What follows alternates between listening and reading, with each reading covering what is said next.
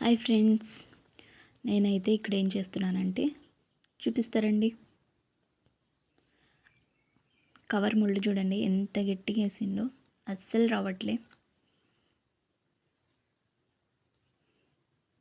మొత్తానికైతే వచ్చేసింది.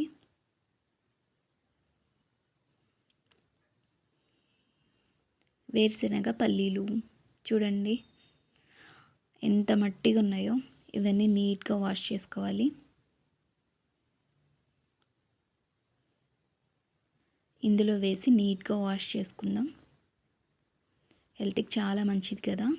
ఇలా వాష్ చేసుకొని ఉడకబెట్టుకోవాలి, కొంచెం సాల్ట్ వేసుకొని. చూడండి చాలా మెత్తగా ఉడికిపోయినాయి, సాఫ్ట్గా ఉన్నాయి కదా చాలా. ప్లీజ్ ఈ వీడియో నచ్చితే లైక్ చేయండి, సబ్స్క్రైబ్ చేయడం అస్సలు మర్చిపోకండి.